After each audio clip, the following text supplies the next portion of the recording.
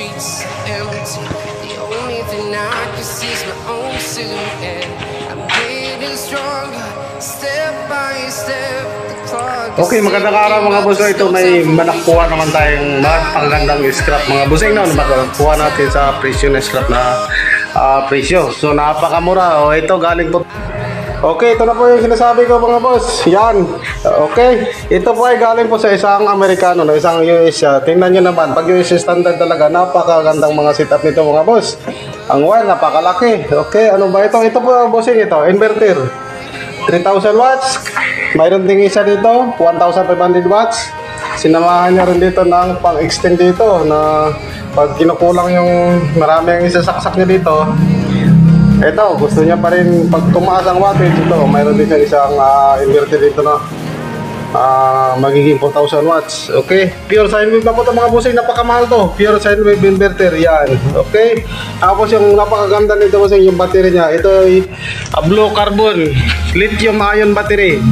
12 volts, 200 amperes. Napakaganda to bossing. Nakita ko rin to, tinignan ko sa internet. So tingnan nyo naman ito bossing. Yan mga idol, blue carbon lithium ion battery. Hindi na natin makita ito nakasulat dito, pero ang nakita nyo naman dito, blue carbon lithium ion battery. Napakaganda to bossing. 200 amperes, 12 volts. So nakadrive siya dito. Okay, sabi niya nga waste na daw sa kanila kasi sabi niya ang area niya dati dito walang kuryente, kaya ito ginagamit niya. Ngayon mayroon ng kuryente, kaya dinispose niya na to, bininta niya na sa atin to. Ito lahat na gamit niya dati. So pure sine wave inverter, 3,000 watts. Nabitin siya daw dati dito yung ito 1,500 watts pure sine wave inverter, parehas lang to, kaya nagbilbuili siya ng malaki. Tapos sabi niya minsan kinakapos din ulit, so kaya nagdagdag pa siya dito yung pang-extend din, magiging 4,000 watts ang output. Okay, blue carbon lithium ion battery. Napakaganda to bossing. Nasweetan din natin to, no? Tingnan nyo naman yung nakaabang niya dito. Yan, ito breaker to. Okay, yan, ito yung positive line. So pag may solar panel kayo ng mga 200 watts 100 watts, dito nyo na lang, diretsyon nyo na lang connect, wala ka nang ibang gagawin. Ito sign to, may isang sign dito, ito yung positive. Okay, pasok yan dito sa likuran. Yan, okay, ganda ng wire na ginamit dito. Wala na, ready to use na to. Pag may panel tayo dito, diretso na lang natin saksak dito. Okay, ngayon testing natin mga boss, no? Ito yung pure sine wave inverter, 3,000 watts. On natin. Yan. Ito, saksak natin itong isang electric fan.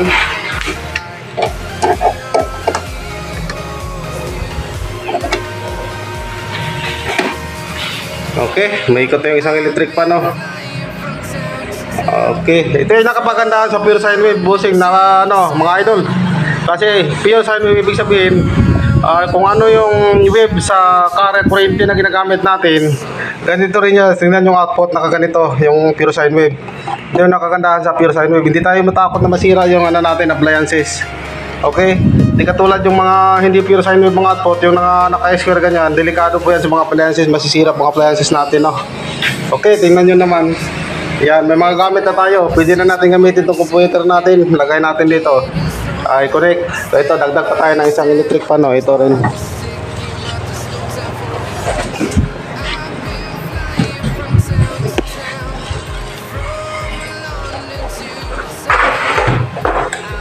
Sublang natin kasi. Okay, ito rin. Yan, ito yung isa. Yan, tingnan nyo, halos dito yan nakasaksak lahat dito rin. Electric fan, magana rin, no? Ang lakas. Okay, ito sa 3,000 watts bossing, magagamit natin to kahit siguro 2 PC. Pwede na to, basta may nakasaksak lang, may solar panel na tayo, pwede natin magamit sa computer natin. Subukan natin yun sa ulit natin, no? Na video testing natin to kung ilang computer ba ang dapat kailangan pag magamit tayo dito. 3,000 watts kahit 2,000 watts pwede nito i-consume. Maglabis tayo kahit 700 watts or 500 watts. Ibig sabihin kahit nakasaksak dito mga 2,500 watts, goods pa rin to. Huwag lang natin isagad tong 3,000 watts. Yan, tingnan nyo naman. Okay, napakagandang ikot sa electric fan natin. Halos ang katulad sa walang hugong. Yan, 3,000 200 amperes, 12 volts. 1,500 pure sine wave battery. Yan. Ang lalaki ng mga wire na ginagamit dito. Yan. Talaga pang heavy duty ito. Okay, ito yung sa likuran. Napakaganda na battery ito mga bossing. Wala pa isang taon to sa kanya. Bininta niya na. Kasi yun nga, mayroon na tayo siya nakapasok ng kuryente linya sa kanilang bahay. Kaya hindi na to, wish na raw to. Alam mo naman Amerikano, pag ayaw nila, pag gusto nila dispose talaga. Okay? Tingnan nyo, nakalod ganyan yan, isang electric fan dito, saka isa lang dito. Yan. Sabagay, ito baba lang naman ang amperes dito. Okay, kuha tayo ng isang pang testing pa, yung blower. Ito blower to guys, ito bali ano to, 600, ayan, 600 watts. Okay, testing din natin to, plug din natin dito, no? Yan, yung dodo. Yung gamit natin dito sa paglinis, no, sa mga alikabok. Okay, plug natin yung dodo, yan. Okay. Yan, tingnan nyo. Kayang-kaya ba mga boss? 1,000 watts, may electric fan pa, yan. Okay. Yan, dito tayo. Alok-alok na libre, hindi man lang tayo kumakain sa kuryente dito. Okay, yan. Saksak yun dito. Okay, goes na goes out. Magagamit natin sa mga bossing. Ngayon yan, wala ang battery natin, walang pumapasok na charging. Okay, ang stock niya lang dito na 12.98. Mas lalo, mas maganda nito pag may sulat pa tayo kasi oras, lahat na oras may pumapasok na kuryente. Ngayon lang mo ang tinisting natin dito, yung stock lang niya muna dito na 12.80 yata ang naka-charge dito, no? Okay, so tingnan nyo naman, napak-power lang yun. Mga ng electric fan, yan. So, ganito kami ito busing, itong mga ganitong plastic stuff, napakaganda to, mag-version natin ito, nabindahan natin ito ng blue carbon battery, no?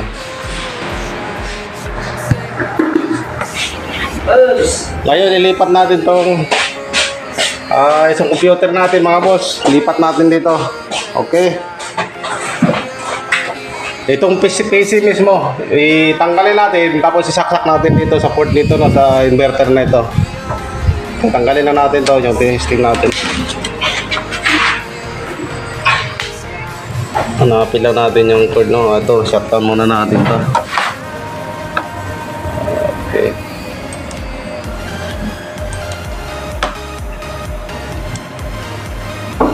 Yan.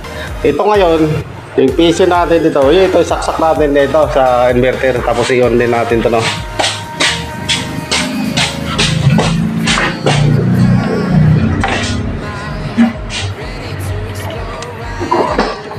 Okay. Ito na siya. Ito yung cord sa papuntang CPU natin.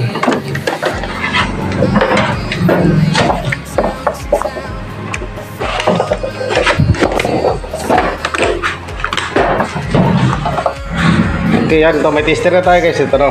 So, ito ngayon, nag-open na itong computer natin. Nakagana rin ang isang electric fan. Okay, testing natin dito ang battery natin. Kung ilan ang power ngayon naka-stack. Okay, na natira. Okay, ito yung tester natin. Medyo mahirap lang na kasi tayo lang din ang nag-video. Ito natin ito.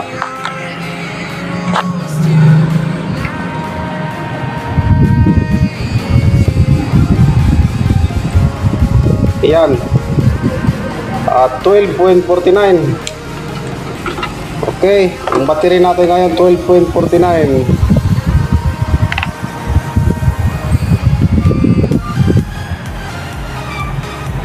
Yan. So ang tagal din, basta good yung battery guys, yung puwit matagal bumababa yan. Yan, tingnan nyo, 12. Yung malabo lang. Okay.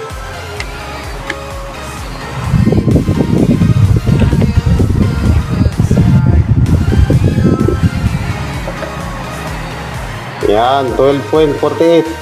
Okay.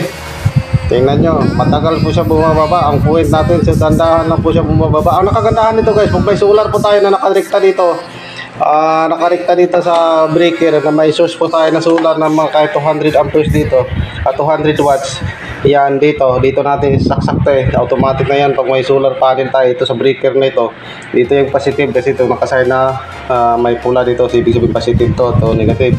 Lagay na natin dito. Kagandahan nito, hindi po siya nauubusan, hindi po siya bumababa ang puwit niyan. Pag may solar po tayo kasi pumapasok palagi ang power galing sa solar panel. So, hindi po siya malulubat. Okay, ito stock lang. So, may possibility po siya na ilang oras lang ang gamit dito, malulubat po siya kasi hindi po siya walang pumapasok na power dito. So check natin ulit. Yan, itong positive. Ito yung negative. Okay, 12.48 kanina. Tingnan natin yun. Yan, 46. Yan, okay.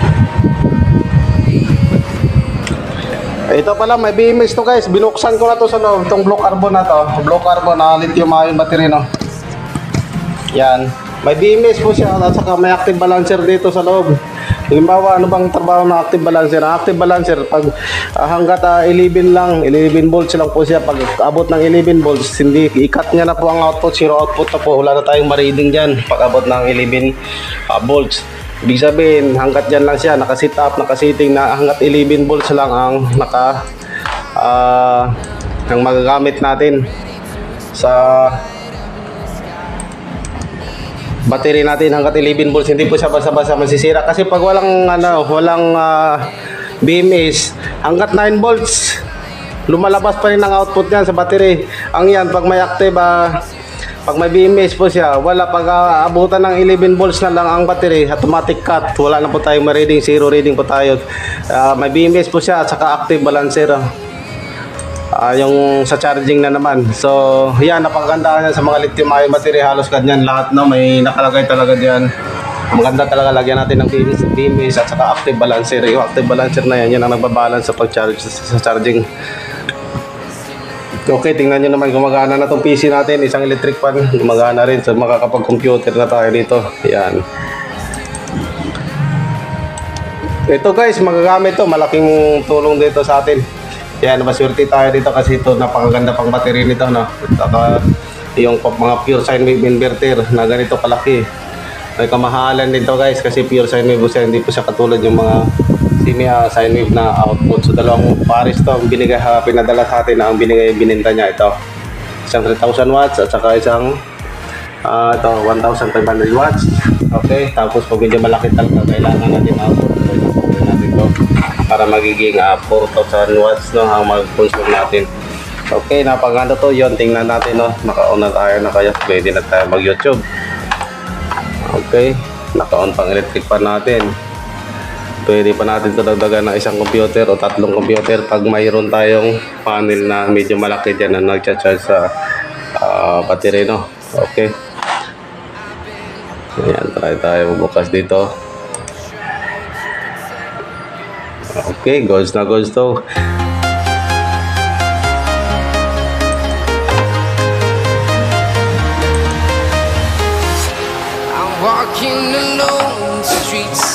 Ito, tinignan ko rin to guys. Ito siya, tingnan natin na. May nag-upload din dito na ma-display din natin makakita dito sa YouTube itong blue carbon. Ayan, ito siya, blue carbon lithium ion battery. May nag-upload din dito ng mga kabayan natin na yung mga vlogger din na iba na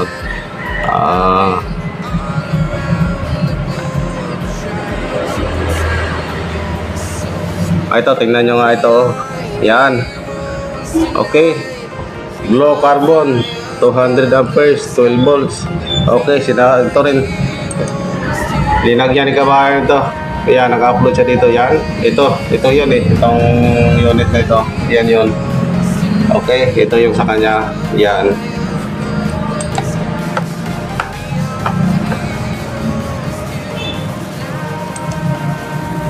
Ang ganito, ginawa niya nito,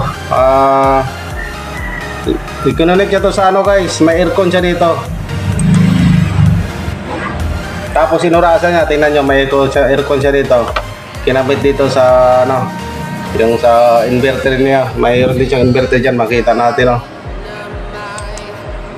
Okay. Yan, tingnan nyo, gumagana ang aircon niya. Tapos sinurasan niya kung ilang oras bago maubos ang battery nito. Tingnan yung inverter niya. Taka ito yung blue carbon lithium ion battery na.